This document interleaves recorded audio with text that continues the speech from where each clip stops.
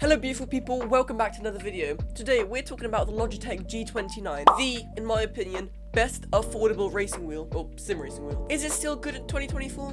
We'll find out. Now in this video we won't be talking about other wheels, but the Fanatec Ready to Drive kit is way better, but it's 400 quid. So if you're willing to spend just that little extra, you'll get direct drive, you can get removable wheels, you'll be stronger, but that one will need a cockpit if you don't want to break your table. Design and build quality. The Logitech G29 serves a sleek and sturdy design, featuring a combination of high quality materials like stainless steel and leather. The wheel feels sustainable in the hand and it has well placed buttons and paddle shifters adding to the premium feel. But if you want the feeling to be more premium, there's a whole thing about modding, which we'll get into. Pedals, on the other hand, they're made out of okay materials for the price, but the brake pedal, which is basically the most important part, does lack a bit of resistance. And once again, if you're up for a mod, then they're like 10 quid. You can just get a different spring, which we'll get into, I promise, and it will add a more realistic experience. When it comes to performance, the Logitech G29 doesn't do too bad for the price, thanks to its dual motor force feedback system, which means 2 motors. Every bump, turn, and drift is faithfully translated into the game, providing an immersive driving experience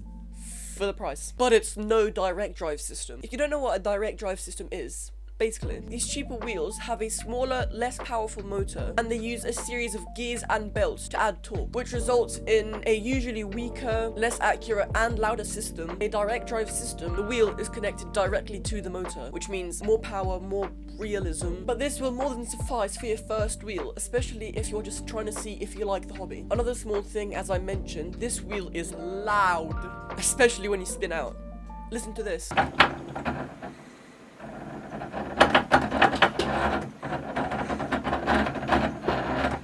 So if you have like a roommate, or if you're going to play at nighttime, you either can't or you're going to disturb your neighbors. But once again, for the price, the force feedback is detailed, allowing you to feel your road surface and your car's handling characteristics. The 900-degree steering rotation gives a precise control over your vehicle, allowing for accurate inputs for the price. Combined with the responsive pedals, the G29 offers a level of realism that truly elevates the racing simulation experience. Now talking about the price, a lot, I got this for £170, which is about $215. When I say used, I got it from CEX, so you can probably get it for way cheaper on like Facebook Marketplace. And it had no signs of usage, like even the protective film was still on it. The only signs of use was the open sticker. Compatibility and software. The Logitech G29 is compatible with a wide range of platforms, as long as they have USB, including PC, PlayStation, and select games on Xbox. Setting the wheel up is a breeze, thanks to Logitech software. First thing you're going to do is you're going to plug in the blue one, which is the brake one, into the brake slot, which has a brake picture on it. Then you're going to get the power cable, plug into the power spot. Then route the cables through there and slide them into the slots. Right, hurry up, mate. Then you can either clamp it on or screw it on. In this example, I'm clamping it on, but screwing it on is just really simple. You just twist both of these until they're both nice and tight. Left, wrong way, wrong way, there you go, buddy. Then you make sure they're both tight. You click in and you slide to the right, and now it's tight. And then plug the USB in and you're done. And if you want to customize it even more, you can always download their software, as I just said. Gaming experience. That was weird, I'm sorry. Using the Logitech G29 is an absolute joy, except when I have to say Logitech G29. It's like a tongue twister. Whether you're tearing up the track in a high-speed race, or casually driving down the road listening to Beyonce on your Alexa, which is a very dumb way to use your wheel. The combination of precise controls, realistic force feedback for the price, and immersive design truly transports you into the driver's seat, making every race feel like a thrilling adventure. Say it with me.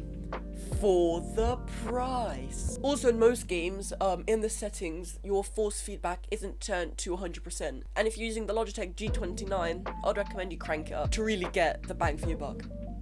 I always wanted to say that, it just sounds really cringe.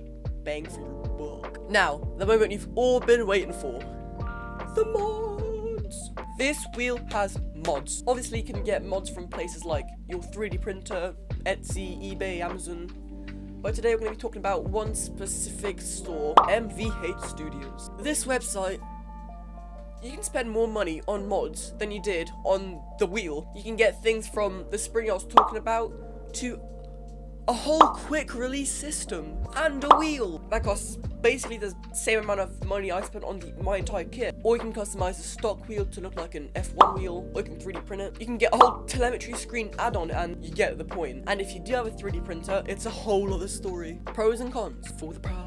Excellent build quality and materials, intuitive software for customization, and a lot of buttons. In most games, you don't even need your keyboard or mouse, unless they don't support the buttons. There's even a dial if you want to change things like your brake bias, you know.